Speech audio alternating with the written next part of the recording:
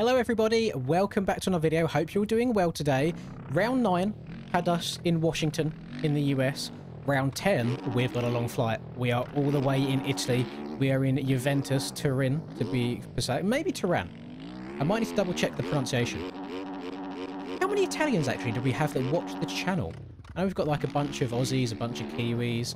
So I know we've got a few Canadians as well. We've got a whole bunch of South Africa, for example. We've got a few Germans that chill from time to time also. I also had somebody in the Donatathon stream today, like at the time we're recording this, that is from Switzerland as well. So do we have any Italians lurking that watch these? If so, let me know. Let me know down in the comments. Very happy to have you here. I'm sure you'll be glad that we've got a Supercross track in Italy, which I don't know how many of them we have in the game. I don't think it's very many. If my voice does sound a little bit hoarse in this, I have literally just, as of 2 minutes ago, finished my first 12-hour shift in the Donatathon. We're carrying on tomorrow. We've still got over 3 hours on the clock to begin with tomorrow, so thank you everyone for all of the support in that stream, and hopefully we can have just as good a one today. We are still going to have the normal live stream for NSP Supercross. It will not affect the time at all. It will be his own thing. I'll pause the timer for it. So it should be some good fun. Already, I see 2 whoop sections, which is very cool. And I have not done any flyover on this track. We are going in balls deep. We're just seeing how it goes, seeing what the vibes are like, and rolling with it from there. Essentially, this first set of whoops seems a little bit tricky.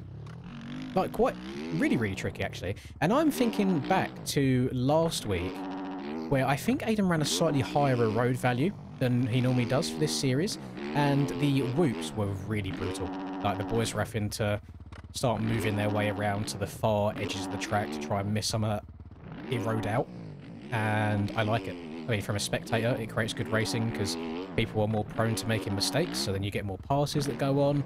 Mr. Cameron Box, the bread plate holder, your points leader, has had a very tricky go of it at the opening laps of the last few rounds. So we'll see if he can get out of that slump for this next one. See if anybody else, maybe we'll get a new winner. You never know. Tyler's been on a bit of a hot streak at the moment, though. Brado was pretty fast last round. Rax did last round as well. It'd be nice to see if he shows up for this one too. Last round, I feel like I said this over and over again. The last couple of goes at it. Last round was the most stacked one that we had. And again, I hope that we get just as stacked of a field for this race too. It's worth mentioning, this round, round 10, is the last round before we have a week break. So we've got a week break after this one, and then after that week, there is the 2 final rounds of the season. So still a little bit of racing left to go. I've had a great time throughout this season commentating it. I think it's been really enjoyable stuff. And I think I'm happier being in the booth watching the fast people go fast than me trying to go fast myself and struggling. Because some of these tracks have been really tricky. Some have been a little bit more straightforward. I think was it round 2 or was it round 3 that was Las Vegas? Whichever one Las Vegas was, I definitely think was the trickiest one of the year. Purely because of the length of the track. It must be really hard to learn it with all like the really long rhythm sections. But overall, really good stuff. And the last 2 rounds specifically have felt very old school DDC style. I'm interested to feel if the competitors feel the same way about this one as well. I need to try and actually just mess about with a couple of different rhythms right here.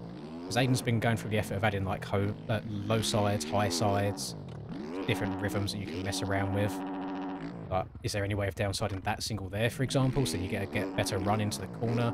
You might be able to hug the inside and jump the whoops. I don't think that'll be as quick as blitzing them, but again, you do have to go around the outside and the corner first to blitz them, so it leaves your inside open for potential passes. Got this whoop section here, which is going to be pretty make or break for these boys. This whoop section they're quite sharp. They feel very peaky at the tops of them, so these ones could be a bit difficult. They are probably going to be able to fire the whole way out there, especially on that other right-hand side, because it's quite low. And then what have we got going on here? I think they probably quad into that section. Let me turn around and try that again. If you can time your wheelie correctly over the first roller, a quad does feel very doable there. Let me try cutting down, actually, just missed that out. Did not time that well at all. And I still almost got it. Like, I don't think I actually did any wheelie whatsoever there. I'll give it one more attempt before we carry on the lap as normal. When I see a line like this, I really do want to just try and hit it over and over again until I get it clean. That's the thing, the fast boys will do this every single lap. There you go. Quad in. Quad again. Yes, and then quad out. There you go. Hot line right there. Quad, quad, quad. That's the way to go. And off we go, double in, triple. Can we quad out? No, just triple and then jump around the corner. That's nice. What if I hug the right side here? On, off, step over. Yes, step over, double into the turn. Nice and flowy. Very flowy, actually. I'm kind of vibing with this. Step over, triple there. Feels quite good.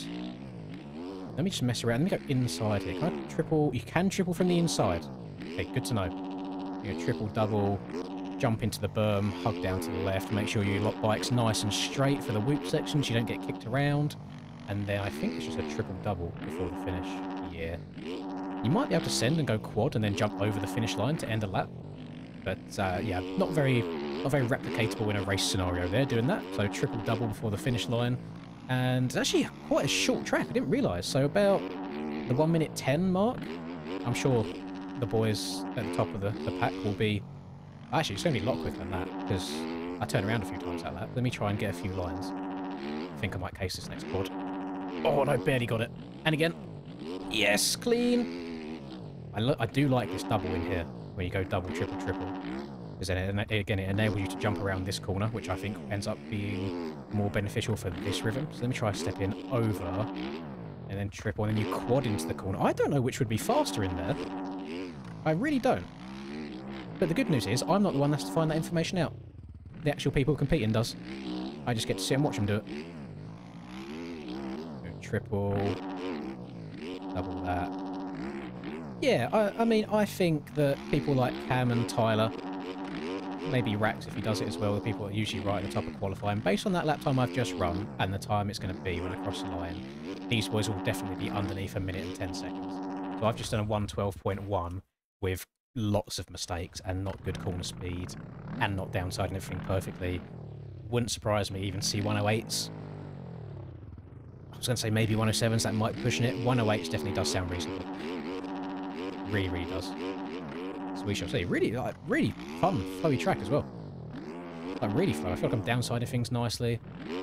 There's some big sends that you can get if you get things just right as well. What happens if I take off this here? I don't know if that's meant... I don't think that's meant to be an intended line. That feels a bit funky. And you do end up in a really bad rhythm anyway, so definitely you want to be going quad, quad, quad. That triple in is quite big. You're going to have to try and drift really far wide around that flat corner. Let me actually try and hit that again. I don't think I've tripled into this section yet, so it's worth me spinning around and trying it again to show you. Unless you land here and you just manage to perfectly apex it. Oh, there you go. Okay, no, that's fairly doable. And then triple again. But then you have to roll this. I don't know how well that will set you up for this next section. So, not straightforwards. Not straightforwards at all. Definitely things for these guys to think about. Again, in typical Aiden fashion, there's at least more than one rhythm. So there's at least 2 rhythms in every single rhythm that you do. You just double in here. Step over. Oh, then you can double over. Okay. Again, something completely different to think about, because that's faster going into the corner there. A little bit slower through the rhythm, but then quicker to the corner. I'm glad I'm not the one that has to do this. I'm really, really glad. Should be good fun. Should be good fun to watch these boys going at it and racing. Where the track is quite short, I don't feel like I have to explain loads, which is quite fun. Makes my job nice and easy. I'll step over them 2 tables. I mean, that type. Did I mess up that section really badly?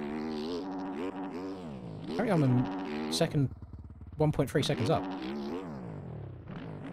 Bonk. Okay, messed it up. It's alright. Hang on, what's the laugh? Didn't expect to be trying to go for burners. Triple, triple. Jump around the turn without cutting it too tight. You don't want to go over the bales and get a cut. Over, triple, over jump that. Still get the quad out. Stretch it. Nice. Round to the right, so I want to step over this. Triple into the corner. To the left. Probably apex this and still triple, can't you? Yeah, I think that's the way to go. Triple, double. Send this into the berm. Hope the front end doesn't give out on you. Okay, I was hesitant about my 107 prediction earlier on, but now that I've just run that lap, which even again still has some little mistakes in it, and it's 2 seconds quicker, so 110, these boys are definitely getting 107s, maybe even 106s. So that'll be my prediction for qualifying. So good luck to everybody, and I'll catch all of you either in today's Donator-thon, which starts 4 hours from the point this video goes live, or if I don't see you during the main Donator-thon, I will see you just for the normal commentating. Normal commentating later tonight for NSP series. So thank you very much for watching. Enjoy the rest of your day. Catch you later. Bye.